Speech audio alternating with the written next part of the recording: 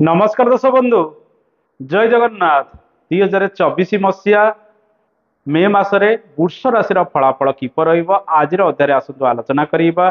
सर्वप्रथमे ग्रह मानकर स्थिति कौन जाणी नवा। मास आरंभ मास शेष पर्यंत बृहस्पति आपण राशि चलन करेंगे। आपणकर राशि अधिपति शुक्र मास आरंभ द्वादश स्थान में चलन करेंगे। 19 तारिख ठारू से आपण राशि चलन आरंभ करेंगे। रवि मास आरंभ द्वादश स्थान में चलन करेंगे। 14 तारिख ठारू से आपण राशि चलन करेंगे। बुध मास आरंभ एकादश स्थान में चलन करेंगे। 10 तारिख ठारू से आपणकर द्वादश स्थान में चलन करेंगे। राहु मंगल मास सारा एकादश स्थान में रहिबे। केतु मास सारा आपणकर पंचम स्थान में चलन करेंगे। शनिदेव मास सारा आपणकर दशम स्थान में चलन करेंगे। ये तो थिला ग्रह मानकर स्थिति। ए मासरे बड़ परिवर्तन जहाँकि बृहस्पति चलन आपण राशि को रहिबो। बृहस्पति चलन राशि को रहिले से शुभ फल गुड़िक गोचरीय स्थिति अनुसार प्रदान करती नाही। बृहस्पति चलन आपण राशि को रहुतिबारु मनरे भय आशंका समय समय रहिबो। अस्थिरता मध्य वृद्धि पाइबार संभावना रही। जेहेतु बृहस्पति आपण राशि पे अष्टमाधिपति एवं एकादशाधिपति तेणु स्वास्थ्यर जत्न नेबे। देह पा बेले बेले खराब होबार संभावना रही। गुरु सुधी आपण राशि रहिबो नाही। किंतु किछिटा स्थिति रे परिवर्तन आसीबो। पूर्वरु जेमिति व्यय वृद्धि खर्च वृद्धि अनेक दिगरे लागि रहउतला सेतिरे नियंत्रण आसीबो।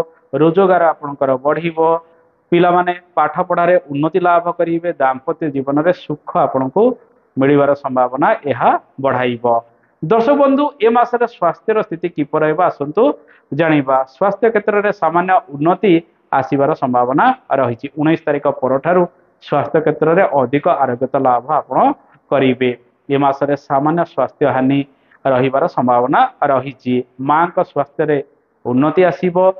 प्रायतः 14 तारिख पर पिता स्वास्थ्य रे उन्नति लाभ ए मासरे हबार संभावना रही। संतान सुख आपण को 10 तारिख पर्यंत प्राप्ति हो पारे।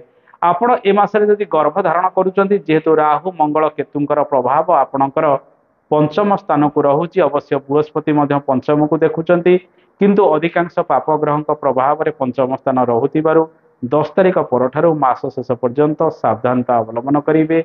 डाक्तर परामर्श विभिन्न समय नवा आवश्यक। 10 तारिख ठारू मास शेष पर्यंत बुध अशुभ रहुतिबारु ई समय संतान मानक पिछे खर्च बढ़िबार संभावना रही।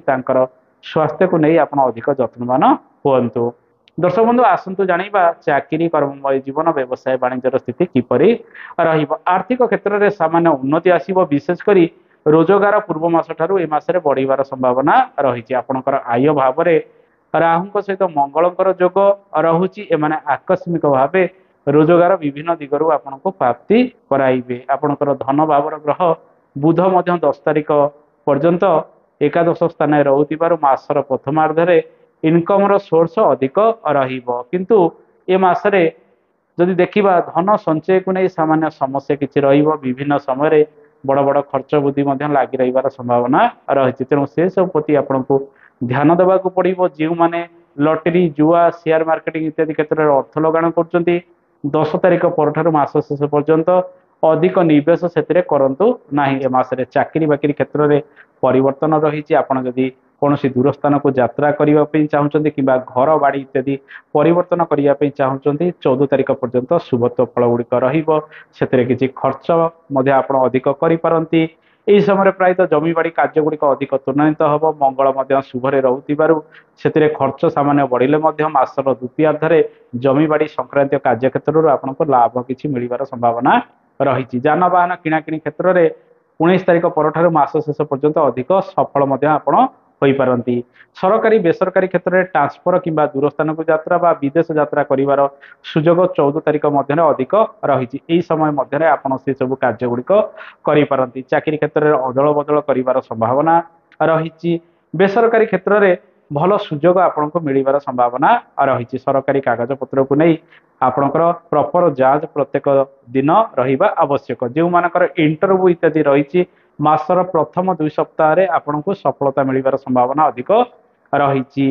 यही समय शनिदेव जेहेतु आपणकर दशम स्थान में शश नामक राजयोग प्रदान कर एकादश स्थान में राहु सहित मंगलकर जोग रहुतिबारु यांत्रिक कर्म कृषि संबंधित कर्म इलेक्ट्रिकल इलेक्ट्रोनिक आईटी सेक्टर एवं इंटरनेट संबंधित कार्य क्षेत्र आपन को सफलता मिलवा सहित जमी बाड़ी कार्य गुड़िक ए मासरे अधिक सक्रिय हबार संभावना रही। व्यवसाय वाणिज्य क्षेत्र में पूर्व मास ठार उन्नति लाभ हम। व्यवसाय ग्रह आपणकर मंगल जे कि एकादश स्थान में रोथबार नूतन कारोबार आरंभ करें। कारोबार क्षेत्र में उन्नति लाभ हम। पार्टनरशिप रे किसी नूतन व्यवसाय वाणिज्य आरंभ करें। व्यवसाय घर को शुक्र एवं बृहस्पति रवि इत्यादि ग्रहंकर शुभ प्रभाव रोथबार पूर्व मास ठार व्यवसाय वाणिज्य ए मासरे अधिक उन्नति लाभ हम। किंतु 10 तारिख पर मास शेष पर्यंत अधिक निवेश करूँ ना कि बाकी बुकर क्या यह समय अधिक दिंतु ना। धन प्राप्ति रे किसी समस्या रही विशेषकर जो मैंने बाकी बुकर नहीं से हूँ तो सहजरे ए समय फेरस्त न करी पारंती। दर्शक बंधु आपण ए मासरे प्रत्येकटी कार्य भल भाव में करूँ ठीक समय करूँ। शनिदेव जेहेतु शुभरे रोचते आपण जीवन में परिवर्तन आसो। बृहस्पति चलन पूर्व अशुभरे थिला एबे मध्य अशुभरे रहिले मध्य से आर्थिक क्षेत्र में अनेक उन्नति आगामी दिन में आपण जीवन में कराई पारंती। दर्शक बंधु आसतु जानिबा ए मासरे विद्यार्थी मानक पय समय किपर रहिबो।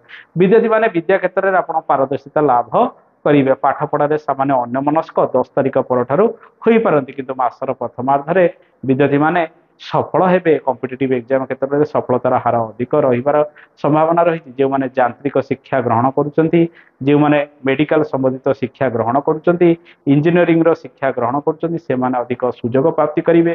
कला संगीत नृत्य साहित्य इत्यादि क्षेत्र में जो माने अध्ययनरत रहिचंती से माने मासर शेष सप्ताह ठारे अधिक शुभ फल गुड़िक प्राप्ति करिवे।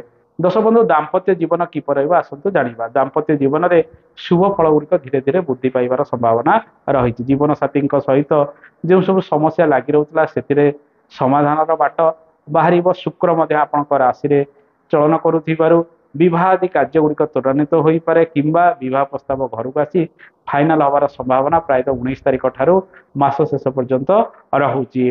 दर्शक बंधु मंगल एकादश रुथिबार जीवन साथी सहयोग आपण किसी आर्थिक लाभ यह समय पाइपारती।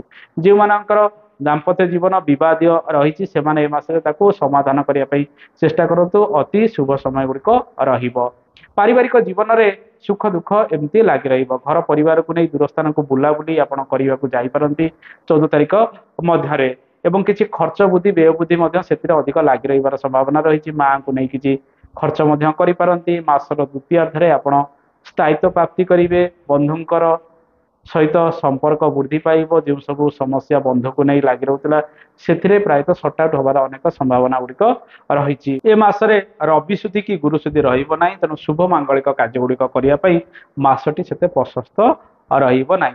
पुरातन गृहर कार्य गुड़िक आपण त्वरान्वित ए समय करिपारती।